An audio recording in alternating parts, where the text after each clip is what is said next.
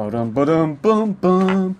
What did I choose to start with? How about... Oh, this one. Oh, yeah, this would be good for you, yeah, isn't it?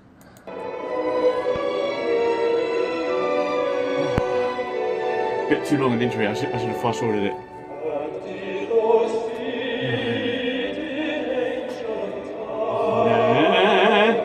Okay, there we go. I'll just switch this down. Alright, so welcome. I'm going to do the little intro here, which I don't normally do, but I normally do this post-show. But here we go.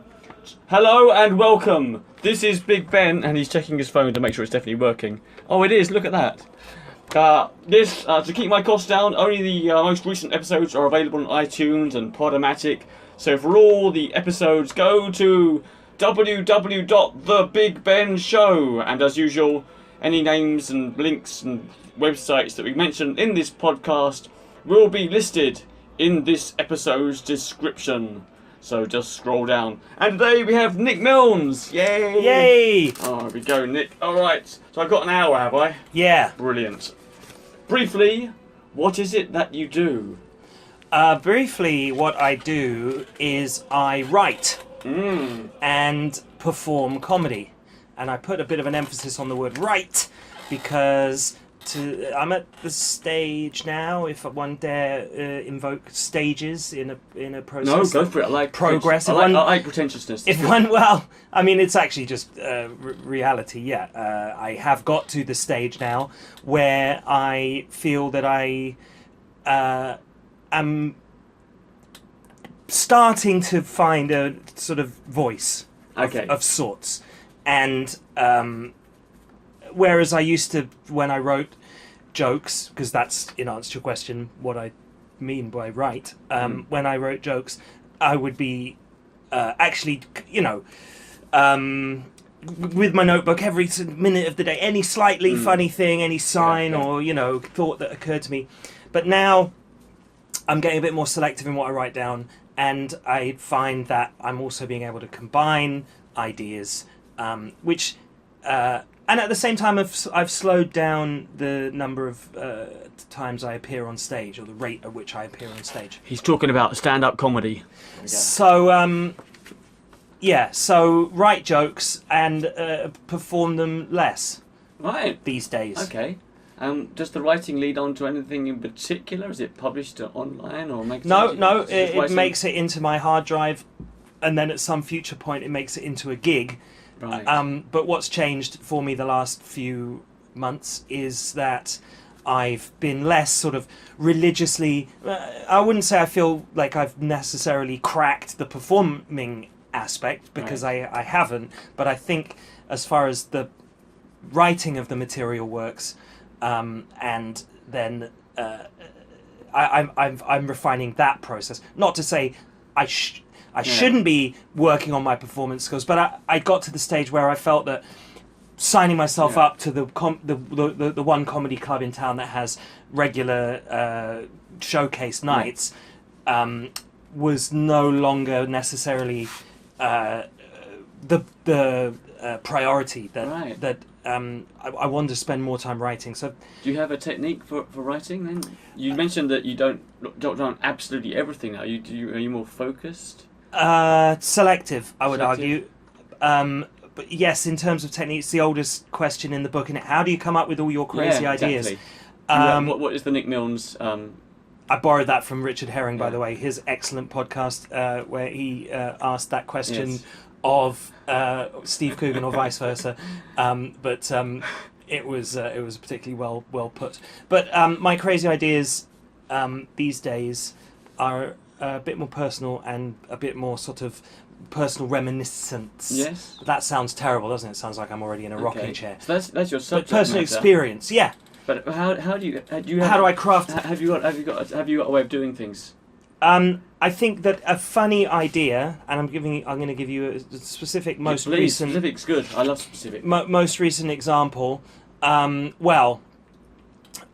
was a joke I told a long time ago about, which is actually a true story, about when I called up my sister-in-law, and she had just had my brother's child. We assume it's my brother's.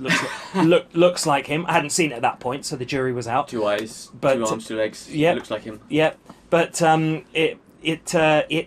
the child, I was told when I called my sister-in-law and was like, oh, how's everything? And I knew she'd had the baby, obviously, and she said, oh, it's okay, but I think Saskia's inherited my X-Men. And I said, you're what? And she said, I think Saskia's inherited my X-Men. And I said, you think Saskia's inherited your X-Men? And she said, no, I meant my eczema. And I went, oh, thank God for that. I thought you meant your accent. And then where I've just moved, so that's a pre-existing story really that needed very little. It's a bit down on Essex people. I perhaps didn't explain at the beginning that she's from Essex. Didn't I hope that was clear in the accent. It was still funny. But so that was pre-existing, and I think once you get a certain critical mass, it's like a fusion reaction. Once you get a certain critical mass. No, it's not. It's like the crystallization of potassium permanganate at school. Oh. Other bits begin to adhere to them. Yeah. So then the other day I was going into the 7-Eleven and a woman who I know vaguely from the expat community where I live sort of didn't recognise me. She's always a bit blotto outside one of the alfresco pubs that are around there. And she didn't recognise me. I was, to be fair, just dressed in a pair of beach shorts. But she kind of calls over to... He's dressed very stylishly in black today. Thank you very much, Ben. Yeah, but whereas Ben, on the other hand, is wearing nothing at all. No, I haven't got beach shorts on. Yeah, they're on his head though, for some reason. Oh. But he's wearing we'll only. Put that on YouTube later. Yeah, the video. But so she sort of sneers somewhat disparagingly towards her friend at me, sort of unaware of the fact that we're acquainted. And it just, I don't know. So I wanted to write a joke about that because I went to quite a posh school. I have quite a posh accent, and that's why I played you Jerusalem. The unofficial British anthem, really. It is. Although, as my friend Andy said, because there was a debate about whether it should be the official English national anthem, and did those feet in ancient time walk upon England's mountains green? I think he was quoting from a comedian, and the source is lost, I'm afraid. But he said, I don't think you can have a national anthem to which the answer is no, probably not. Yeah. Yeah. So back to this pub. Sorry if it's turning into a bit of a laborious story, but yeah. It's okay. What we'll do, we'll just spend 1 second on each of the other 55 questions and just concentrate on the very first question. Okay, but the actual question, well, look, I've actually got it in my bag, so if you let me, because the other reason that I'm hedging is I've only just written it, I can't quite remember. All right. Oh, this is it, hot off the press, insights into Nick Milnes' writing technique. But is it, though? Because it's actually just, oh, right, yeah. All right, so here we go. So I'd already had the story about my sister-in-law. So the story about my sister-in-law, and then oh, that's right. So I wrote a whole thing about this woman at the bar, alfresco bar, being from Essex, and then I realised, well, I'll just dovetail it into my sister-in-law. It just becomes my sister-in-law. Yeah. So then I go on to say, she takes the piss out of me. So remember, I talked about a phone call. So she takes out the piss out of me. Like if she calls me, she'll say, hello, which I must admit, 25 years after I left my exclusive British boarding school, still grates, because it's the exact same talk we'd get from the population of the town our school was in, to which we'd reply, Cortina! The kind of car abuse was typically being hurled from. I don't do that to her. It wouldn't make sense. She drives a Range Rover. Another stereotypical Essex. Yes, now that everyone in Essex is doing a bit better, it's all Range Rovers, not the Cortinas. Plus, I've pissed away every privilege that school ever gave me, whilst retaining the accent that marks me out as a class enemy. I suffer from post-traumatic class disorder. So, it wouldn't have necessarily made your audience at home, the dear listener, chuckle, but in terms of how it shows, you can see crystallization, potassium permanganate like. So you have your basic idea, and you just, and things start to stick to it. Yeah, you put that in there, and it can build. Yeah, a crew. A crew. That's a good word. Yeah. Wow. Okay, I think this is quite crucial now. because you mentioned a little bit about where you went to school and where you're from. Yeah. So let's go for this one brief. Let's go for a brief answer. Okay. Let me see if I can guess. Your family is British but lived in Hong Kong. Is that right? Correct. And you basically you were born in Britain, but basically your very, very early days were in Hong Kong, with your British family in Hong Kong, your parents. And then you went to a boarding school in England. Correct. And that's it. And then once you finished boarding school, you went to university. Wish you in could England, tell me what I'm going to do next, Ben. And then you came to Hong Kong. So you are basically British born Hong Kong. This is the simplest way of saying it. You were educated at a boarding school in England. British educated, yes, but then again, you know, all the racial boundaries and divisions and national If we have divisions time, have changed. we'll go into. You did say briefly. You did say briefly. Okay. Yeah. All right. Briefly, yes. Okay. All right. How did you get started as a comedian? It was 1999, and I was teaching at a high school in London, and I saw an advert in a paper saying. I may have said, so you think you're funny or something along those lines, or it may have just said stand-up comedy course.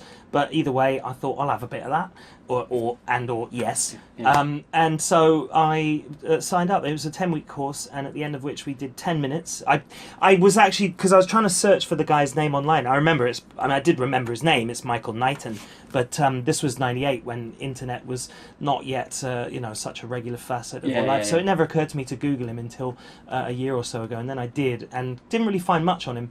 But apparently, there's a football manager of the similar name, Michael Nighton. Yeah. I'll put his name in the description. Nighton. There is a football manager of the same name, not to be confused with.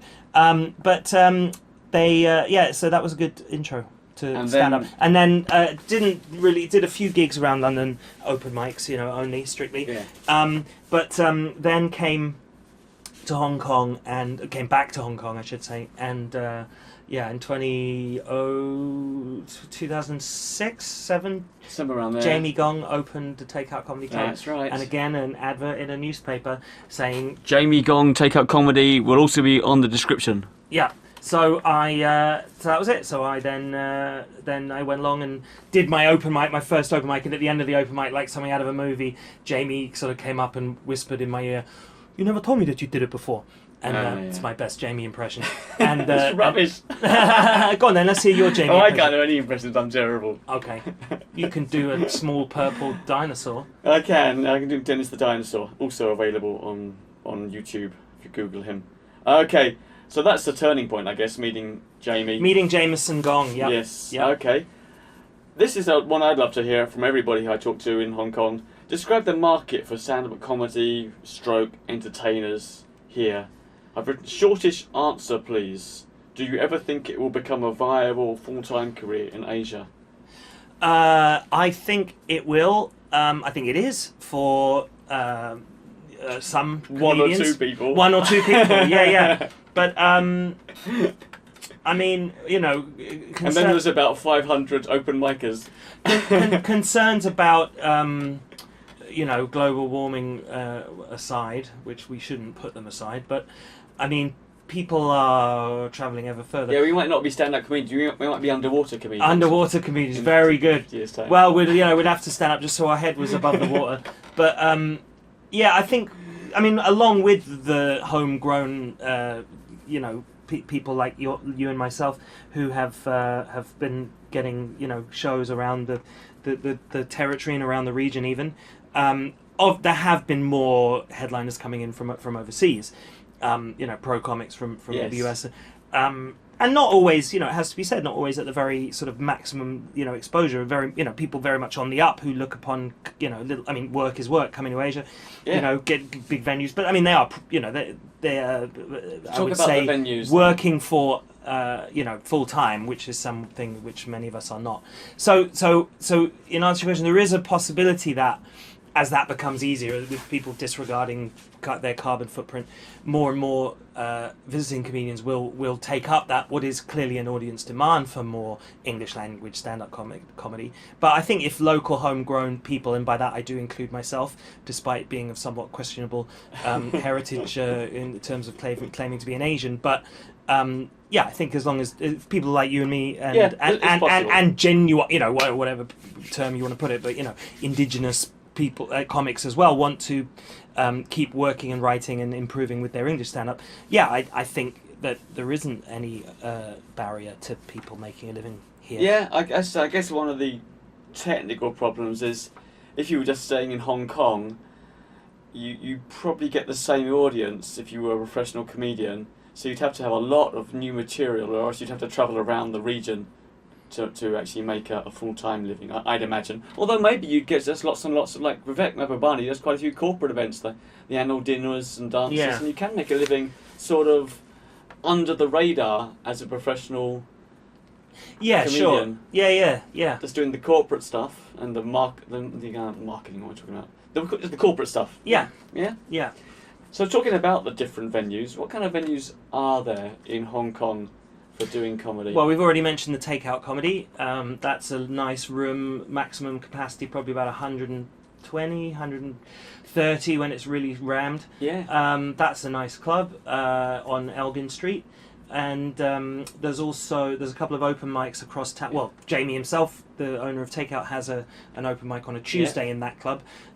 There's also one on a Monday night in Bar 109, which has to be the smallest comedy venue in Hong Kong.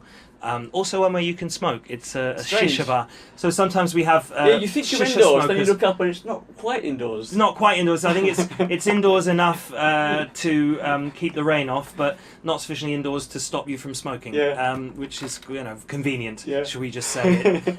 But when. Sometimes you and go there's out Wednesday's one at Brewhouse. Of course, Wednesday at the Brewhouse. Okay. So there's those. And there's the Punchline Comedy Club, which occasionally, in both of his venues, which he uses peripatetically, Mr. John Moorhead has allowed some local folks, and by that I mean the likes of me and you, to open on those stages. That's true. Tamarind and at the. What's it called? Grappa's Cellar in Jardine House. That's right. So, technically those count as comedy venues. Yeah. What about have you ever had any corporate stuff or any? I've done a couple of corporate stuffs. I've done a couple. I've been here too long. I've done a couple of corporate gigs, but doesn't really matter where they are because they're a different nature of the beast. One thing This is great for a podcast. Nick is holding up a poster which no one who's listening will be able to see, but it's a very nice poster and it's very significant. So he's rattling it just to prove that it really is there. You can hear it. This is because it's just on the subject of other venues. Le Méridien Cyberport, the hotel there, has a room called the Sunset Lounge, which has these wonderful blinds which do deploy downwards, blocking out the wonderful sunset, which is useful in the summer months when shows start. And it's still light outside. Not so useful when one of the warm-up comics, notably myself, leans against the button that operates the blinds, and suddenly, during the headliner's set, the blinds start descending downwards with a... But anyway, there is a show this Friday now. I don't know when you're listening to this. No, plug it. Friday, November the 6th at Friday, November the 6th. Josie Long, who incidentally saw the very same advertisement as I did in the Beckenham Post, or whatever it was called, back in '98. Actually, she saw it in '97 because she was the previous year's alumnus. But she would drop into our comedy class and sort of show off her new bits. And she has gone on to do very well, and she's coming to Hong Kong and she's headlining, and I'm opening for her along with Mr. Jason Strickland. Jason has also been interviewed by me. Excellent. Okay, at Le Méridien Cyberport. Will he be interviewed by you after this gig? I could do, couldn't I? Oh, right. Well, you have already or not? No, I've interviewed... you have past tense. I'm sorry. I've interviewed Jason. My day job's an English teacher. That's why I'm very hot on tenses. I mumble too much. But that is... Anyway, tickets are available from comedy.hk/Josie Long. It's at 9 o'clock on the 6th of November, this Friday. How are you going to deal with hosting an event like that? How would you deal? Well, you don't want... I actually... Not because... not for any intended slight, but I haven't looked up Josie's act. I obviously remember from way back when she was doing material about Cocoa Pops, and I have seen a few clips and bits and bobs after that, but more recent bits. I just sort of didn't want to. Well, for one thing, I'm so hellishly busy. I didn't have time to sit down and watch half an hour. Yeah, he's really busy. I've only got. What have I got? I've got 40 minutes left. But B, can you shut up, please, Ben? Sorry. I'm busy. Yeah, I know you're Right. busy. I'm sorry, Mr. Mills. But B, it also sort of seems a bit like almost invasive, given that I know that she's coming to then, like watch her set, and therefore, okay, yes, I suppose you're guarding against an overlap of material, but honestly, I mean, any coincidental overlap of material, it's clearly going to be an entirely different approach. So I don't think I'm professionally obliged to watch her stuff. But in terms of, my job as I see it, maybe other people tell me that bloody well is part of your job. Learn her style, know what a, patter is, and make sure you do your best to support that. Sorry, Josie, I'm too busy to do that. So you're preparing by not preparing. Is that? No, I'm answering your question by telling you what I'm not doing. Very clever. What I'm not doing is mugging up on her work. Yeah. What I am doing is what I always do, which in contrast to her work, maybe is another way to do this to ensure that there's no treading on toes. I'm doing Hong Kong material because it'll be a Hong Kong audience, admittedly British expat, but they'll be living here. That doesn't mean others aren't welcome, but that's she's been on the BBC, she's on those panel shows. Anyone who hasn't really seen much of the BBC, although she has also been on Comedy Central, might not, feel so inclined to come, although who says comedy should have borders? But so my point is that I will be doing mainly Hong Kong stuff. Yeah, that makes sense. But that I've written, being British and growing up on a British comedy diet, that will appeal in it's sort of presented in a British style of comedy, if you can say there is such a thing, about local stuff. As the of course, host... which is helped by the fact that Hong Kong was a British colony, so there's all kinds of concerns that Britons have about loss of prestige and loss of power and also possible guilt for former transgressions, and also the covering up and papering over those transgressions, which is all the very good material for comedy. So that'll be my job, will be to sort of lay a bit of a British platform, joke about Hong Kong, which I think Will you get a lot of British expats in the audience? Is it British? Like I say, I left some flyers around the British Council where I work, and just sort of overheard people picking them up, going, "Oh God, we've got to go to this." So excellent. Yeah, so I think she's a known quantity in Britain. Yeah. So we might have a slightly higher proportion of British people. As a host, do you do any of these sort of the get yourself cheering, sort of kind of waves? And I don't. I like that. I think that's kind of appropriate if you're in a club, there's a bit of a rowdy crowd, they're not really there for comedy. By club, I mean, if you're going up between a couple of music acts or, or indeed club comedy, but, there's an unruliness to a kind of club atmosphere, be it a comedy club or be it a different kind of... So your approach would be to go on performance. And just... I think they're primed. They've come to see her. Yeah. They know we're on the poster. Jason and I. They're there for the comedy. So that I'd rather get that noise and that reaction and that focus and that attention through the jokes that I tell. Right. So that was the shortest answer. Ha. That's the short answer. Okay, so now I've got a big answer, please. Okay. This is something I'm very interested in talking about. Well, just to prove how contrary I am, I'm going to answer this in a very short fashion. Short. Let's talk about hiring a venue and putting on your own one-man show. Can you describe the night, the events leading up to it, preparing the material, any problems, any technical side to it, ticketing, marketing, financial? Did you need a director? Is it repeatable? Was there anything unexpected that happened putting on your own one-man show? Because Nick hired a venue and put it on his own one-man, about an hour long. Well, you say he hired his own venue. That makes it sound a bit like vanity publishing. It was commissioned by the Arts Development Council. Brilliant. I'll have you know. Although the truth is, that is just a subsidy scheme to help people put on artistic shows, so or shows of performance material. I'll put that link in the description. What was it called again? It's called the Arts Development Council. Okay. And there is an ADC scheme, subsidy scheme. So basically, if you can find the link, or I can send you the link. The link will be there, a link of sorts. Basically, it allows you to rent, in this case, the Fringe Club upstairs for a considerably lower fee. Normally, I have done shows there before. I mean, good. Normally, they take a 70%. You get 70% of the door. Yeah. Which variously in previous shows with a sold out room amounts to about maybe 4,000 or 5,000 Hong Kong dollars. But in this case of going to the ADC, you only pay 2,000, which unfortunately is a flat fee. So if you don't then go and promote and you don't get an audience, you're 20, you're £2,000 out. How did you promote it? Posters around town, wallpapering over, DJ night posters. Usually checking that the dates were passed, but if it looked like a terrible event, so posters? I'd post over them. That was internet, my artistic anything on the internet to advertise it? Censorship. Did you use the internet at all? Yes, of course, Ben. Yes. It's 2015. Yeah, okay. Yeah. There's a small thing called Facebook. I used Facebook. Yeah. Obviously with an event, invited all my friends. They didn't all come, so some of them are no longer my friends. Sorry. I never go to any... okay, to be fair, so you don't like anyone, that's fine. I treated you the same. So yeah, exactly. Okay, good. Flyers, handing out flyers on a walkway.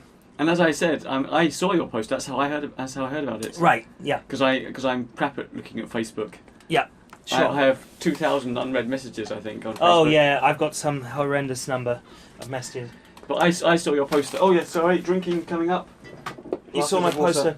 I saw your poster stuck on a wall in Hong Kong. And Thank you. That's how I knew about it. Right. Yeah. Stuck there by me. Yeah. Well done. Good job. How does the ticketing work? Is it organised by the venue, Fringe Club? How do they buy tickets? Yes, they go through Hong Kong ticketing. There you go. Yeah. The financial side, you made a profit. Yeah, I mean the money hasn't appeared yet, but I have every confidence that it will. I've got all the ticket sales records. Yeah, I think I made a pretty penny. I mean, considering though I was out there postering. I was out there postering, and basically I feel like I've been reimbursed, and the whole point wasn't to make money, but I think I covered my costs. Excellent. So. Putting on a one-man show, did you need a director? Well, when I say covered my costs, I mean, the fact is, this is something that we're normally doing for free, aren't we? We're going to somebody else's club, and we're performing night after night after night, as I was. Sure, we get something out of it, we get the stage time, but at a certain point, you want to take control and also, and feel like you're being remunerated. So, if I didn't, of course, because it was me, so what's the point? But, if I had sorry, Mr. Taxman, but if I had compiled, budget of what I spent, outgoing time spent, marketing, I designed the poster, all this stuff, like basically I was my own designer, leafleter, poster boy, administrator, director, to quickly dispense with one of your questions. Paid a bit to my two opening acts. Did you need any help at all? Did you do it all two opening acts, because I just thought, on the night. But preparation-wise, you prepared it all by yourself. Well, yeah, I've had, because it's all material that I've developed on stage. But in the technical stuff, like the lighting, the Fringe provides that. Everything was... Yeah, it's included in the $2,000. There'll be a guy who says, "Oh, here, we'll put the lights on here for you." Well, no, you just spotlight here, please, microphone here. Can you go down at the beginning of the interval, up again at the end, blah blah blah. Is it repeatable what you did? Could you I mean, yes, my idea was to go beyond and possibly take it to Singapore. A lot of the issues, even just straight as they were around Hong Kong, might be of interest to people in Singapore. I've been to Singapore. I've got jokes that I've written about Singapore. I've performed in Singapore. They also work well here. So, as you know yourself, Ben, you've spent many years, probably decades in Singapore. Yes. So A lot of the material is transferable. Obviously, there'd be some stuff I'd have to switch. So there's the out. possibility that you could do. I hadn't thought of that. There's a possibility now you've got a one-man show. You could do it in other places. You could be invited to festivals. It could be the whole. Yeah. You've got something there. Yeah. Yeah. Shaking his hand. You can't see it. Congratulations.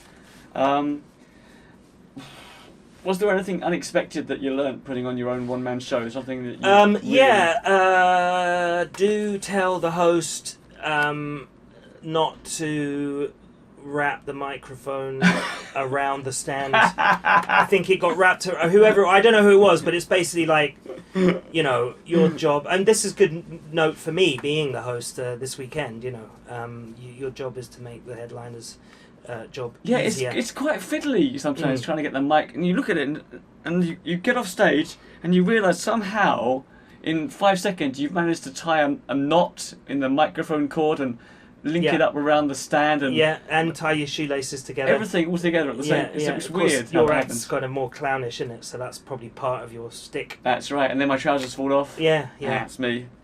Talking about me. No, talking about you. Is your on-stage and off-stage persona similar, the same? I think I've probably expressed every aspect of my on-stage persona off-stage. I wouldn't say necessarily the reverse is true. Yeah, I mean, my persona is me. Yeah. That's sure. That's for sure. How do you... We've already touched on this slightly. How do you rehearse and practice? Is it getting an idea and then more things sort of... when I very first restarted, I mean, when I started, it was by virtue of the comedy course, so there was a built-in audience, and you just, I was thinking about this, and then you get an opportunity to sort of practice. Now you haven't performing it to a friendly group. Now you're not in a workshop. Now not in a workshop. But so when I started again in Hong Kong, I got a water bottle and a broomstick and a marker pen, and I timed everything, like when does the mic go in, when does the mic come out. Can't remember what I used for the clip, but I did use something so that it actually slid in and out. So you physically built your own little I physically built my own little mic. I mean, of course, the next purchase is probably a real mic and stand, so if I'm going to promote it, That's a good idea, because it is, like we said, it can be quite fit sometimes. The microphone stand and getting the mic in and stuff like that is important. But I mean, obviously that's not the only thing, but I have a couple of memento type systems which allow me to mnemonic is the word I'm looking for, I think, to help me to remember. I think you told me. I draw little. So this was from a book called "Use Your Memory" by Tony Buzan, BBC Publishers, available $9.99. I'll try and put that in the description if I can. It's probably gone up by now. Anyway, but he designed. I think I only read or only reread the first few chapters, but using one where you imagine a number. I think he originally said because it was designed as a mental memory tool. For a number one, think of a number one made out of a block of ice. If your first joke is about the Titanic, if, let's say your second joke is about unicycles, just because I see a unicycle tire over there in your office, Ben. Yes. Let's say it's about unicycles. Then you might draw just a single-wheeled bicycle, but with a bent stem in the shape of a two. Yes. And then you can. That's obviously so good for jokes 1 will through help you 10. Remember. Yeah, and then for 11, you use the same number, but let's say now the joke's about joke number 11 is about giraffes. Then suddenly you put a pair of whatever those funny lumpy protrusions of bone, I guess they're horns, on a giraffe's head. You draw a couple of giraffe horns. Unfortunately, they're very distinctive giraffes' horns. They couldn't be mistaken for any other animal's horns. So there you put them on, and then you go, oh, giraffe. So you recycle the 1 to 10. That's a good idea. So quite a lot, and because also I'm always, like I said, I'm always writing, and I don't spend enough time actually walking through my sets or rehearsing them. So memorize them is the sort of bare minimum I can do, and then hopefully they'll fall out in more or less the right order. Yeah. Do you if you're doing your 7-minute set, do you have a structure that you follow, a kind of a way of opening, a middle bit and an ending? Not for 7 minutes. I mean, No. Okay. I mean, I did vaguely pick up from someone once, which I think came out of a comedy book, and I forget which one, but someone was talking about, oh yeah, no, it's the old comedy advice, isn't it? You establish yourself, and then you establish the audience, or maybe it was vice versa. But yeah, I think obviously introductions at the beginning and sort of making contact with the audience, those are important things, whether you're up for 5 minutes or an hour, you know. So that's always in there. But I mean, I've got a number. I mean, actually, I've got a surprisingly small number of openers. But jokes that I can. So you do have some open jokes with. that you consider as openers. Yeah, obviously. I mean, there's one which is a joke about my name. There's one about as a little boy I always dreamed of being an actor, but I grew up to teach actors English at the Hong Kong Academy of Performing Arts, which is a bit like if I'd always wanted to be a policeman, but wound up working as a security guard at the police station. So that's obviously an open joke because it's an introduction about what I do and about what I always wished to do as a child. So it's a classic, establishing myself joke. So yeah, in terms of what you open with, and then obviously, as Jami Gong, the Takeout, the patron of Takeout, said, start strong, end strong. So you always want to sort of end on your, either your best joke. Other people say, oh, start on your best joke and end on your second best joke, or vice versa. So do you have a number of closers, or do you have? Yeah. I mean, then that I think it was it Louis C.K. Was talking about building a routine, and basically he used to put his strongest joke first to force himself to top it by the time he got to top it by the. I mean, I don't think he was. That's right. When he was going to write a new set, he'd take his closer and put it at the start. And maybe, for example, I don't know. Right. And then you have to build up. You have to build up. No, it was something along those lines. And then you have to build. And then you have to build up to a climax from a. So ultimately, yes, I've got a number of closers, but every time I come up with a new closer, if it's better than the old closer, then the old closer becomes a filler. Yeah. How do you see your future in Hong Kong, which is not particularly arts-based? Yeah, well, hence maybe the slight sort of shift of focus recently to writing, because, and also to hark back to your earlier question about whether it's possible to earn a living here in Hong Kong, I think that I may be moving to other pastures. Exclusives on the podcast. Yeah, I may be. Yeah. So you can take the skills you learnt here and maybe go to another country and make a living using those skills in performing and comedy writing. And for the last year or so, I mean, I've been chewing this decision over for. I've been letting it sort of grow or fester. Some might say my plan to leave Hong Kong.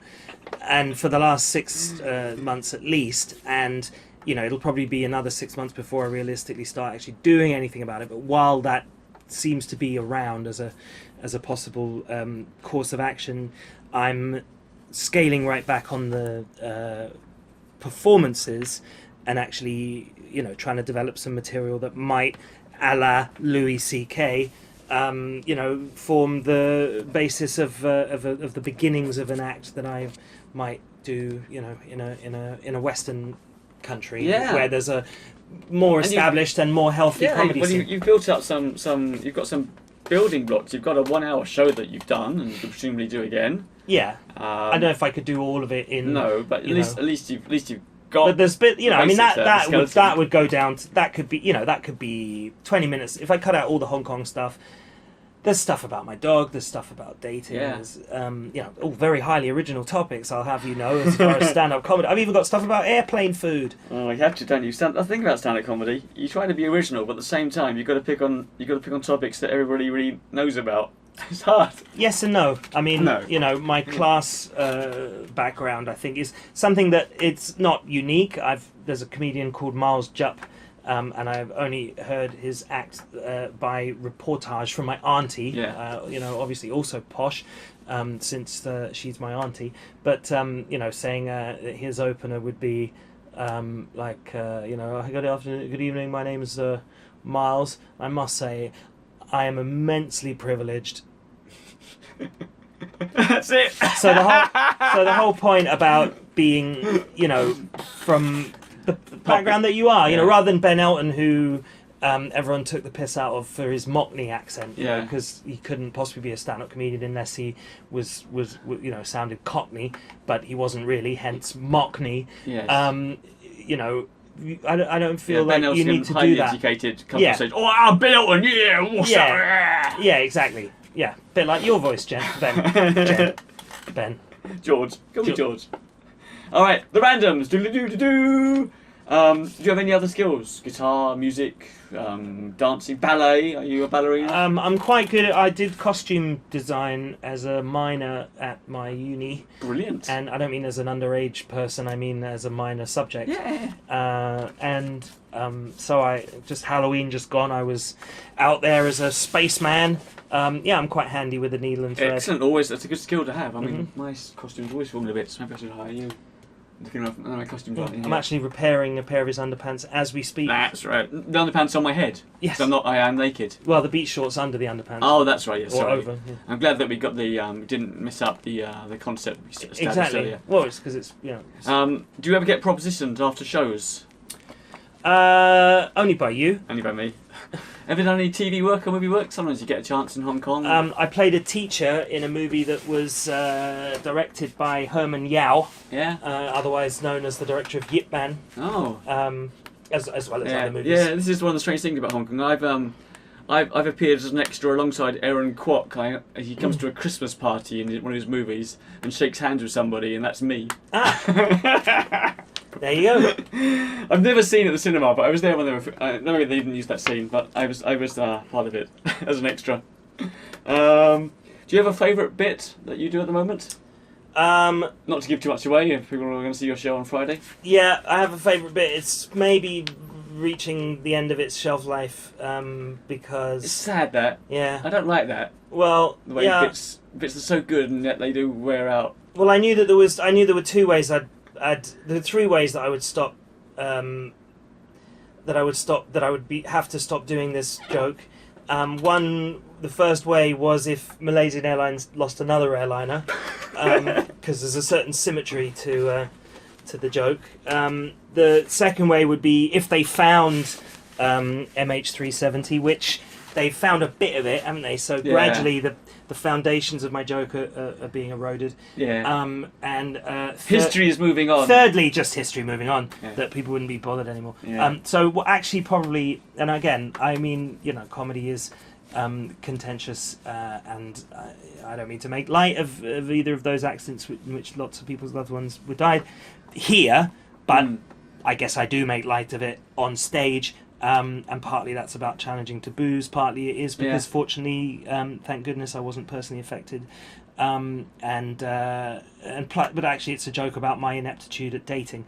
That's my favourite joke. What was the question? That was your favourite. There you go. Worst gig ever? Are there any real disasters? Worst. I'll let you end with the best gig, so they don't think you're a total failure. Worst gig. Well, I was telling you about the story about my sister-in-law before. True story. And I did this gig in Vietnam, and basically, so we did about 4 of these gigs. We called them Ha Ha Hanoi. And it was all the result of a conversation I'd had with a Scots guy on a beach in Cambodia who worked at this venue where he said, yeah, let's put on some comedy. It was usually DJ events, so we went along. And but yeah, I don't know, with the organisation and I don't know, under rehearsal, I was underprepared and I was hosting, and that's just a bit of a disaster, really. If you're one act on the bill and you're not prepared, then that's fine. The host just brings up the next guy and you move on. But I was kind of the anchor, and I was trying to tell that joke about my sis-in-law, and I ended up calling Saskia my daughter, which is ridiculous. I misspoke, but everyone, including myself, was going, huh? What's he talking about now? Yeah. So yeah, any situation where you can have a bad gig and people don't laugh, that's fine. But when you're so exhausted or so ill prepared that Was the lighting you wrong? start Was the sound losing. wrong? Oh, well, that was all wrong. Yeah, Everything was I mean, wrong, right? everything can set you I up. mean, to was the audience wasn't in darkness? The audience, there were also too many people in the bar. They Oh. were standing. Not everyone was sitting. Right. You know, it was a perfect storm. Yeah. But I still think ultimately the blame rests with me for not being on top of it honest. enough. So honest. I pat Yeah, him on well, the you shoulder. can't get into blaming the audience, really. No. Okay, now just to boost you up, best gig ever, best something really happy, any particular happy moment? Best you gig remember? ever? Well, I mean, my one-man show, I really had a great time. Excellent. The Friday gig was, I think the applause was slightly more rapturous than the Saturday gig. Someone suggested because they got out of... sorry, I tell this story so often, I'm obviously really bored of it. No, I was just pleased with that. You know, I got an out, and well, let's be honest. Fantastic. After the opening act, it was more like 50 minutes, but 50 minutes of comedy. That's and brilliant. good solid laughs all the way through, except for some reason, bizarrely, a bit about I think you're amazingly brave. Captain to do it. Wales, the name of the military rank of Prince Harry. Captain Wales sounding something like some sort of minor superhero, the kind that you don't And that didn't really get love. call, unless there's some really minor problem like, what's that? A bunch of drunk teenagers in a Vegas hotel room sending Captain Wales. What? Oh, he's already there. Well, tell me he's not in his uniform. Oh, he's not wearing anything. Good. So, except a pair of beach shorts on his head. So, alluding, of course, to the photographs of Prince Harry in nothing. Yes. But that was the only joke that didn't really get a laugh out of I think 50 it's- minutes of comedy. Oh, Nick, I think that's amazingly brave, and one day when I'm feeling really brave, I will put on my own one-man show. I mean, it wasn't brave. You asked me about preparation for that act. Weren't you worried that I was every bit of that. I'd been feeding it out over the previous year, using my free stage time in Hong Kong at the Takeout Comedy Club and at open mics. I still think you're brave to because road test that material. Oh, the audience is going to have loads of your friends, people who know you, going along to watch what you've been working on for many years, and this is it. You're not doing like 7 minutes in a big lineup. It's just basically you are the hour show, and you did it. So congratulations, my friend. Thanks, Ben. Well, he's running out of hands to shake me with. God knows what he's going to shake next. Nick Milnes. There we go. Is that it? Well, we've actually got 14 minutes left. All right. And would you like to discuss racism in Asia? Well, yeah, two white men in mid-levels. We are Who the better? worst possible people. Who better? I used to be, right? I grew up in London. Massive Pakistani, Indian, black kids of all race and colour, Chinese in my class, in my school, and left-wing teachers, very liberal background. I was very aware of racism. Sometimes I'd be unconsciously racist as a little kid because you just don't know what you're saying. But yeah, I was one of the good guys, I'd say, in historical terms. And then now I've been in Asia for 20 years, and I think I'm afraid to say my awareness of when I'm being racist has dropped. Right. And you say things, and you become a fool. So I'm a bit wary about talking about this, but let's go for it, because we are two white guys. Well, privileged white guys. what's prompted? This isn't just us. Yes, let's introduce issues. it. Yeah, there was. What's all this about, Nick? Well, so there's been an article published through Interchange. There's some missing vowels in the web address. Yes, that's right. Which will be on the it's like description. I've I've got it here somewhere. Yeah, I'll put it in the description. it's on the description. But anyway, it spells Interchange, and it's I think it's a Canadian website. So our friend and former intersection, excuse me. So it's still spelled funny though. Yes. Where's the funny spelling? I can't find it. Look, I'm rattling bits of paper. I looked it up earlier. All right, fine. Well, you can see it on the website. Yeah. So, but intersection. So right, because it's like SX. There's an X in there. There we are. I knew I wrote it down. NTRSCTN.com. All right. And our friend Sean Hebert. Intersection. Okay. So .com. Sean Hebert, who was a regular on the Hong Kong comedy scene, also had his own one-man show under the auspices of the Hong Kong Comedy Festival. Cool. he wrote an article. He canvassed the opinions of lots of Hong Kong and other Asian-based comedians. I got the email, and he asked for input about race-based material in Hong Kong, and I think the general summation of his article, based on the input of others of our colleagues, for example, Garen Chu, it was that a lot of race-based comedy in Hong Kong, because of an immature, and Asia broadly, because of a less mature, as in long-standing comedy scene, in English language comedy scene, is rewarded, and the more funny accents, a la Russell Peters, the better. And it was focused around a figure, allegedly fictitious, who goes by the name of Mark Stanlon, who's a half Chinese, half Western. It doesn't specifically say where, but I think we all have a good idea. Comedian, half and half, like as in mixed race, excuse me, and presented as a fictitious construct. You know what I forgot to do? Turn off the landline. My phone diverts the landline. Hey, this is Ben here. I'll call you back in a minute, please. Thank you very much.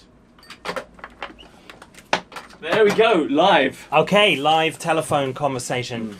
And that could have been a big gig. Probably. I just lost $10,000.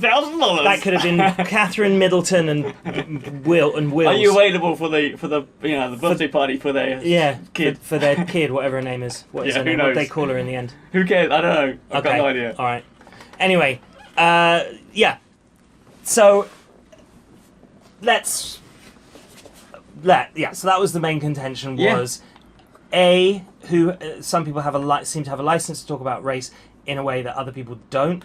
I think that is possibly true, but the point of the article though was that license thereby allows some of those people who are enfranchised, i.e. allowed or perceived to be allowed to comment, to be very broad and very crude, and not crude in a scatological or pornographic sense, but crude in the sense of let's just use racist epithets, let's just imitate people's voices, let's just lampoon people's inability to learn, what is, let's be honest, a second language for a vast number of Asian residents, as in residents of Asia. So and English. So in this case the language in question. So that's actually point made by Garen Chu.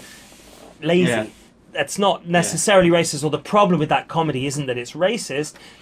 It may or may not be, but that's just incidental. It's just lazy, Yeah, I agree. It's a bit like this kind of, if you did the broadly based humour based on race, or based on accent and stereotypes in the UK, it would just seem so dated. Yeah. But here, because the scene is so new, and because we don't have an older generation of wiser, more experienced comedians to look up to, this kind of material is kind of brand new here. Yeah.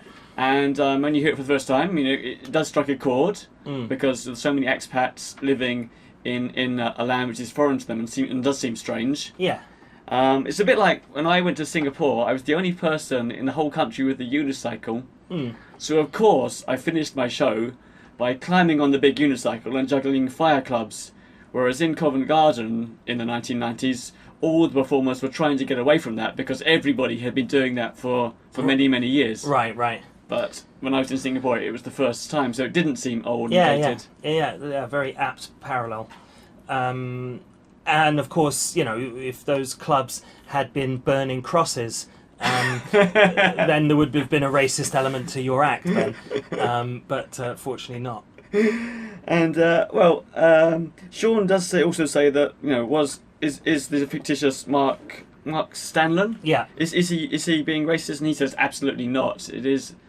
Sean did say that, and I think we're all sort of Mark Stanlon to some degree. Well, he says there's no. Sean, the writer, says there's no. There's no shame or no fault in someone being half Chinese roasting their own mother or roasting their country folk. When I arrived when I arrived back, I was, as you've neatly praised at the beginning, I was here as a child and then went to UK and then came back. I didn't do it very neatly. It was really convoluted and confused. Well, anyway, maybe in comparison to some of my answers this afternoon, it looked neat. There was a preponderance pre-97, and I, to my shame, would indulge in lampooning the way that Hong Kong people speak English when I first started doing stand-up here in 2007. Because when you arrive in a foreign country, it does sound funny. But then you think about it and you think, well, actually, I sound just as funny to them. But the extraordinary thing was, though, so I had a joke about a date, with a girl, and the premise of the date was that Hong Kong girls do seem to ask the same 3 questions, right? Yeah. But even that in itself, I realised at the time, is based on a grammatical error whereby they'll ask you, they mean to say, oh, you can use chopsticks. I'm mildly surprised. Yeah. However, because of the mistranslation or slightly wrong, grammar that they use, they'll say, oh, can you use chopsticks? Yes. Right? So it sounds like a straight question, which when you're using chopsticks, it sounds ridiculous. Yeah. So already, even without the accent, the premise was a little bit racist in that I was aware that it was simply a word order issue. It's not Chinese people being stupid or, asking a direct question about someone's ability to do something while you're watching them doing it is objectively stupid. Right, but if you're aware that the reason why that's actually not what's happening, it's a grammatical error. Because English is a second language to them. Then it's slightly disingenuous to represent it. But I would then add an extra layer, which is that I would do it in her voice, right? Which I, having lived here for a long time, was accurate. I hasten to add, this woman like Ben Stanlon, it was an amalgam of many women that I'd been on dates with.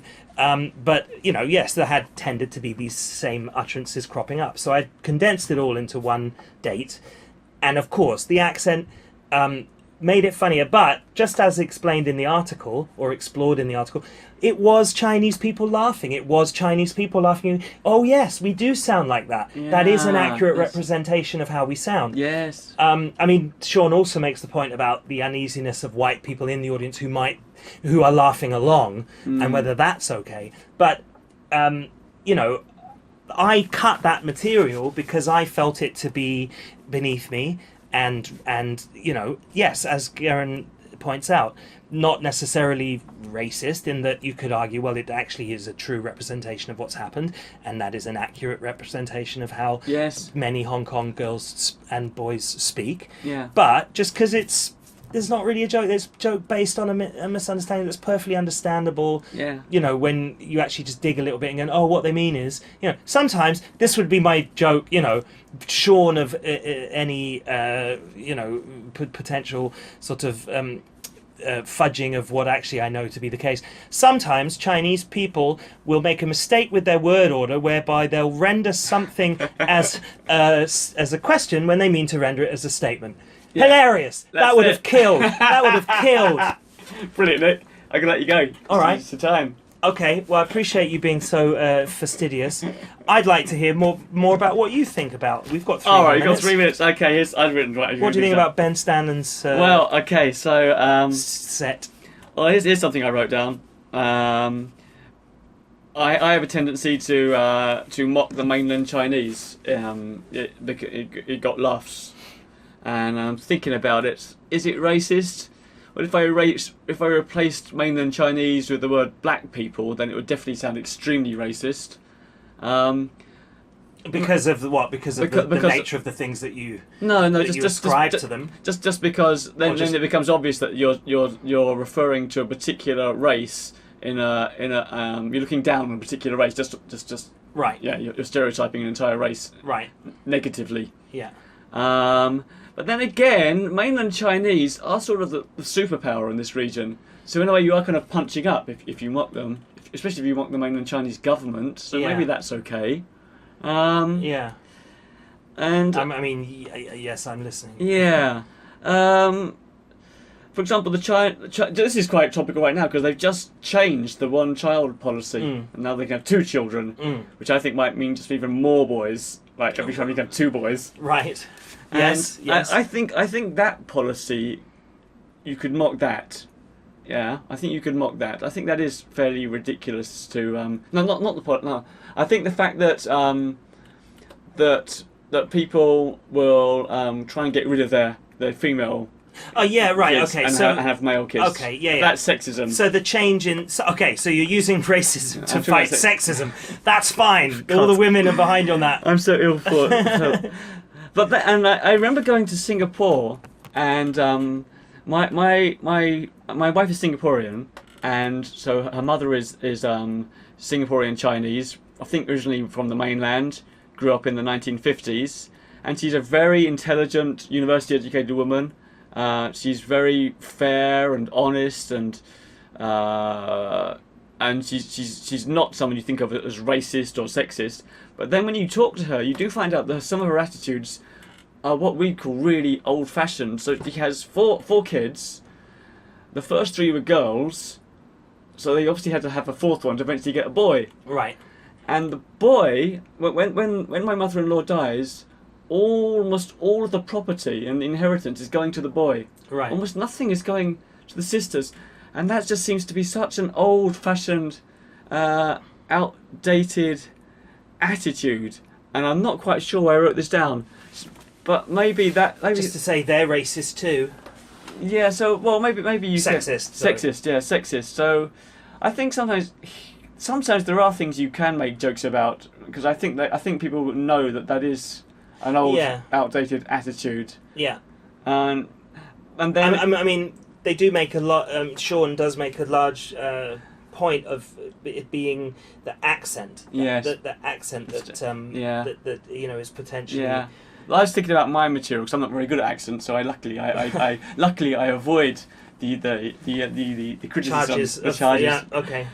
So one of my jokes would be, I went to the beach and loads of mainland tourists came to this repulsed bay in Hong Kong, and they're all dressed in jackets and ties, and they all just made a beeline for my daughters who are half white, and they're trying to take photos of them, and they're kind of creeping up, and they're not even asking, they're just like peering over my shoulder with cameras, and it just seemed hilarious to me. It just seemed really funny. It just seemed, this is perfect material. But then I thought about it again. I thought, well, of course they're not the richest mainland Chinese, so I'm not really punching up if I mock them. These are quite poor Chinese people, and they haven't come on a beach holiday. They come on a holiday to see Hong Kong, and Right. one day the coach has taken them to the beach. So of course they're wearing their jackets and and stuff. Yeah. And then, yeah, sure, they're crowding around taking photos of my kids, but am I fair to mock that? Because I can remember when I first came to Asia, going to places like Bali and going to some of the temples there, and I think I must have been quite infuriating of my camera, just snapping shots of the various Balinese, Yep. Indonesians, praying and of course it's very open for the tourists because that's how they make lots of money in Bali. Yeah. But at the same time, I must have been one of the more obnoxious tourists because I was there. Oh, this is amazing! Look at this! Click, photographing every single religious thing. So what we've done is we've managed. Well, I've looked at myself and I think, in a way, I'm no. What right have I got to mock those tourists when I behave just as badly myself? It's not really punching up at all in that sense. And having now heard both versions of the joke, Ben, much like my joke about Chinese people on dates in restaurants sometimes using erroneous grammar to express statements as questions, your version would be very understandably visitors to Hong Kong are retired based upon their assumption that it's a holiday of a region of various different locations rather than it being specifically beach related. Exactly. Well, there we go. I think we've just improved our act and struck a blow against racism. So yeah, I will. So thanks to Sean Hebert, I will. I don't think that that stand-up comedy is racist here, but I do think maybe it's time to start as we get more experience, let's try and raise our standards, up the game, and try and write better jokes, get beyond the stereotype. Absolutely. If you're going to do it, then punch up. Yeah. Rather than punch down. I mean, if you make fun of the Filipinos and the Indonesians, that's a bit unfair because they have such a low status in Hong Kong anyway. To make fun of them just seems to be really below the belt. Yeah, sure. But I mean, then does that mean you can't mention them in a joke? For example, joke I wrote very recently, haven't tried it on stage yet, another exclusive. Hell yeah. If I could remember it. Hong Kong hasn't quite worked out with their sort of domestic helpers, the whole you scratch my back, I'll scratch your thing. We're halfway there. You scratch my back. So they're the joke, obviously, blah, blah, blah. All right, folks, that's time for me to bounce. I don't know if Ben's got any messages to spill. Oh, maybe we should end with some music. Let me see what I got here. Oh, what is this? Oh, come on, something. Oh, here we go. I need to turn the volume up. When you start to roll, the birds are singing. Blackface. Yeah, Blackface. The Al Jolson story. And Al Jolson, apparently, you're looking at Nick's cringing, right? Al Jolson performing in blackface. But if you put it within its cultural context, he actually fought for black performers to be on stage. And he hurt people. He'd hear like some people not being allowed in the audience because they're black, and he'd go out and he'd make sure they came in. So within it, it looks incredibly racist, but again, it's more complicated than you realise. There we are, Al Jolson. Take care. Goodbye. The sun shines west. I know where. I've never actually seen the jazz singer. There you go. Oh, that's the Al Jolson story. So that's that's not Al Jolson. That's not playing Al Jolson. That's not playing. It is true.